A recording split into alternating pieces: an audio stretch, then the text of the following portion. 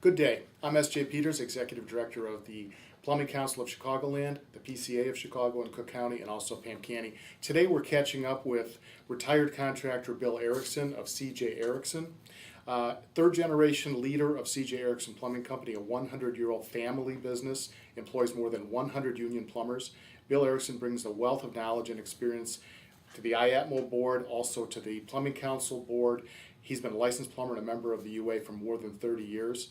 Bill's strong commitment to service and family is reflected in his charitable works. In commemoration of its centennial anniversary in 2006, C.J. Erickson Plumbing Company committed to a year of charitable contributions to the community, and under Bill's leadership, the company has been involved in numerous fundraisers benefiting metropolitan family services in Chicago, has logged more than 800 hours of community service. Mr. Erickson served as the Secretary of the Plumbing Council of Chicagoland in the past. He's back again. Board member of the Mechanical Contractors Association of America, the MCAA, co-chair of the 2000 Plumbing Industry Working Committee of Chicagoland. He's also an active member of the Government Affairs Committee, Underground Contractors Association, which is UCA, Building Owners and Managers Association, which is BOMA, and the National Association of Women in Construction. Beyond his professional life, Mr. Erickson has enjoyed competing in the National Auto Sports Association, American Iron Series as crew chief for a racing team, also active in the Imperial River Conservancy in Lee County, Florida. And Erickson and his wife, Susan Snow, have two sons, Matt and Luke, and four beautiful grandchildren. So welcome, Bill.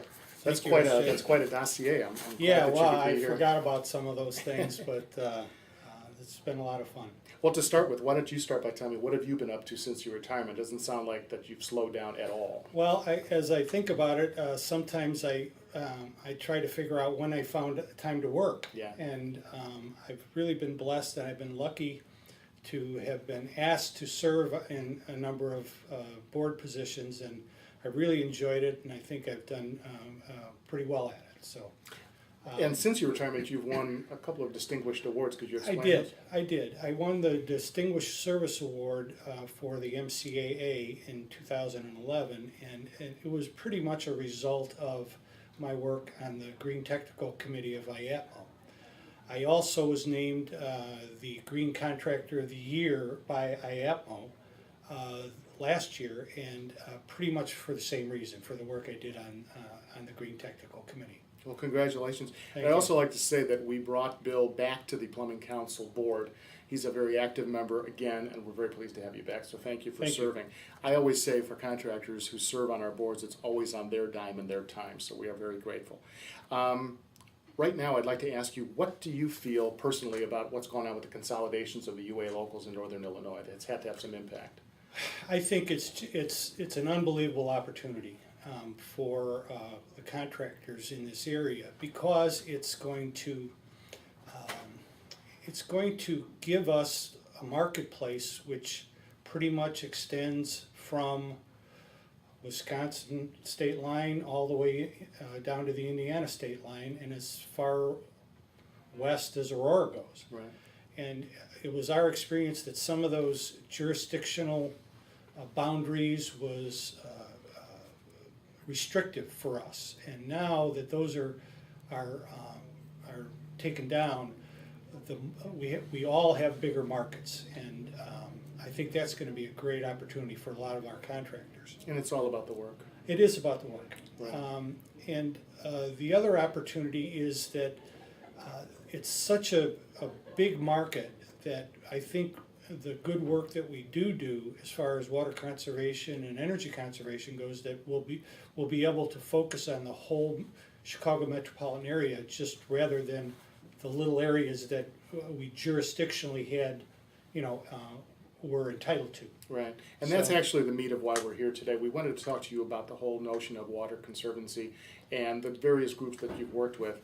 I know you're active on ASPE's board. Can you tell me about the new organization that's growing as part of that? Well, I've been, as a result of my contractor involvement and my involvement with IAPMO on the Green Technical Committee, I was asked to be on the ASPE Research Foundation Board of Directors. And what I hope to do there is to bring the contractor community who uses the services of the engineering community closer together when it comes to water and energy conservation. The thing that I've learned being involved with IAPMO and the Green Technical Committee is the relationship between water and energy. You're getting to the point where you can't talk about one without talking about the other. When you talk about water, there's what we call the embedded energy in water, and Bringing it in and... well, the costs of pumping it, the costs of treating it, the costs of heating it, all those things, and disposing of it, and treating it that way. I mean, it's the engineering community needs to think of that way, rather than specifically think about plumbing and specifically think about energy conservation, which might be gas piping or electrical. Right. They're more connected now than they ever would. The other thing is on the engineering side that the ASPE Research Foundation is thinking is the connections between on the electronic faucets, that they have to think about the energy side of that as well as the water and waste side of it. Right. So it's a fascinating time to be involved in this industry, and I'm just having fun trying to play in these different sandboxes as I go along. And well, and on the water conservation topic, we are heading towards reduction in availability of water and the cost going up, and that's something that's not going to be going away. I've always heard we're about 20 years behind Australia. Well, and that is true. And when you talk to these guys from Australia, they call us water gluttons, and they use less than half the water we use per capita. Sure. And have very nice lives down there, and but they've learned how to do it, and by necessity. And as far as the water conservation goes, I don't know if we have to reinvent the wheel here. I think we need to look at these other areas, these countries. I just learned that one of the biggest countries in water conservation is Israel, believe it or not, and they sell $2 billion a year in water conservation products all over the globe, and I never knew that. And so those are the type of things that I think us in Chicago really need to learn about, because we've had goods for so long, right, that we have the largest body of fresh water in the world, right, in our backyard. So right. When I say it's all about the water, it's not so much a current thing now, but it's what's I feel is going to happen to our business and our industry going forward, and it's going to be a challenge, but the opportunities are unbelievable as far as I can see from a business to business perspective. I can talk to a business client and say you can cut your overhead costs for your business by conserving water this way. I can see our contractors having success doing that if they properly prepare. What about the consumers, though?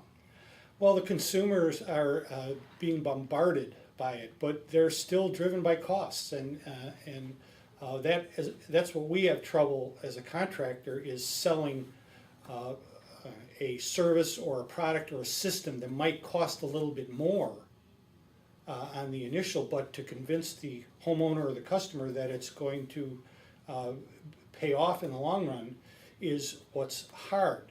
Right.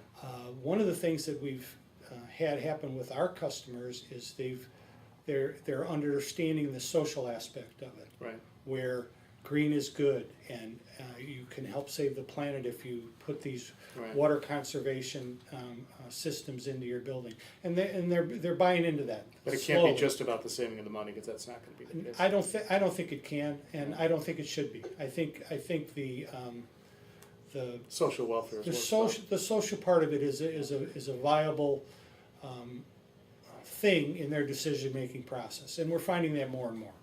Bill, I want to thank you for being here. Parting shot, 5 seconds, if you could give any advice to our contractors.